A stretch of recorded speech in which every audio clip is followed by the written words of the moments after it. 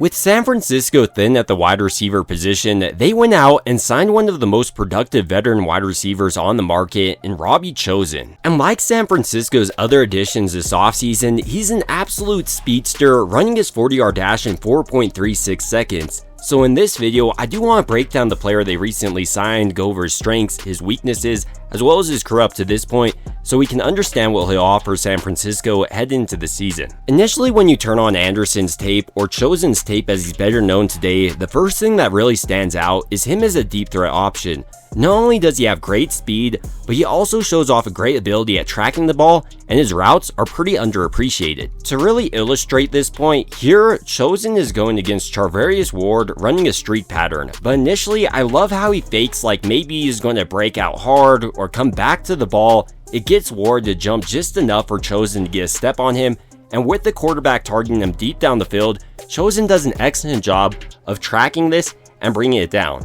It may seem easy to a lot of fans, but this is one of the more difficult catches a wide receiver can make. Speaking of difficult catches, despite being a speedster, Chosen has made some pretty incredible catches during his NFL career. Here on this play, for example, as a Cardinal, Chosen does a great job going over the middle, extending his body fearlessly. He knows he can get potentially drilled right here and brings it down with one hand. An incredible acrobatic catch. Another thing I like about Chosen, because he has a similar 40-yard time to a player like Jordan Watkins, he should be able to teach him some of his routes. Here, for instance, he does a great job of creating separation with his defensive back by first acting like he's going to break out hard, and as soon as number 2 jumps on that, Chosen knows he's won that route. And with the quarterback targeting him deep, he's able to haul this in, and because of his yak ability, he eventually found his way into the end zone for the touchdown on this play. Another thing about Chosen, because he played with Mike McDaniel in Miami, we kind of got to see him in the Kyle Shanahan-esque offense. And one of the things I thought he did a really nice job of is running these deep crossers, especially going up and attacking the ball. Here on this play, for example, going against the Raiders, you can see if Chosen didn't go up and attack this in front of this defensive back, it would have easily been an interception. But rather, Chosen is able to bring this in and picks up a massive gain for Miami on the play. The final aspect I really want to highlight of Chosen's as a wide receiver is his ability to catch the ball and turn it up the field. Here on this little drag pattern, for instance, he does a great job of creating separation with these slower linebackers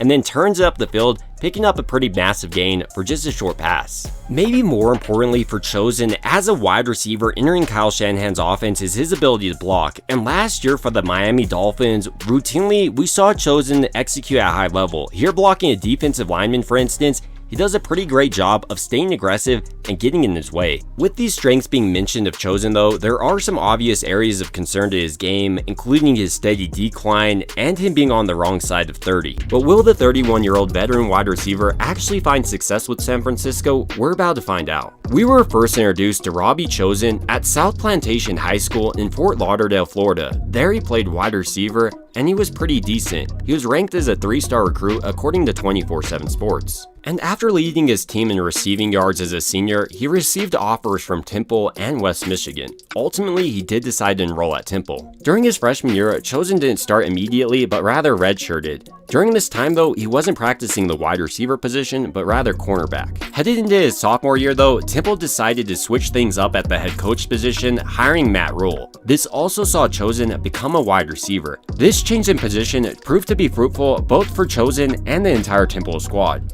Because in his senior season in 2015, Anderson had 70 catches for 939 yards, which not only led his team that year, but Chosen's reception and yardage totals were the second most ever by a Temple player in school history. And for this season, he was also selected to the East College Athletic Conference All-Conference team, as well as being invited to play in the 2016 East-West Shrine Game. After this impressive senior season, Chosen did want to play at the next level and entered the NFL draft in 2016. He came in at his pro day at 6'3" about, weighing 190 pounds, but ran his 40-yard dash in a blistering 4.36. He also showed off his hops with his vertical jump coming in at 36.5 inches. After this pretty impressive pro day, scouts started to break down exactly what they liked about Chosen's game and didn't. One of the first things many scouts loved about Anderson was how he could catch these crazy acrobatic catches that looked like no catch was outside his radius. Chosen was also able to show off the great athletic skill he had on the football field. For instance, when you watch him catch passes, he would routinely have these crazy hops and meet the ball at its highest point. And once Robbie got in open space, his speed arguably looked faster than the 4.38 he put on his pro day. Scouts also loved how much coaches and teammates would talk about how great of a player and person Anderson was. He was extremely well liked, but there were definite areas scouts thought Chosen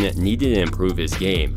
Most notably were his concentration drops. As I was mentioning, he could make these crazy circus catches, but then a simple slant he would drop. They also questioned his ability to remain healthy at the next level. He was coming in at 6'3", weighing only 190 pounds, so he was really thin. It also didn't help out Chosen that he had to take off the entire 2014 season for that academic issues. This led many scouts questioning his ability to take on the workload at the NFL level. In large part, due to these questions about Robbie Chosen's game, he went undrafted in the 2016 NFL Draft, but he was signed as an undrafted free agent by the New York Jets. And after a preseason that saw Robbie lead the team in receiving yards, receptions, and touchdowns, he was able to make the team. The most impressive part about the young player though, he wasn't just shining during the preseason games. During his rookie year, he was able to finish it with 42 receptions, 587 receiving yards, and 2 touchdowns in just 8 starts.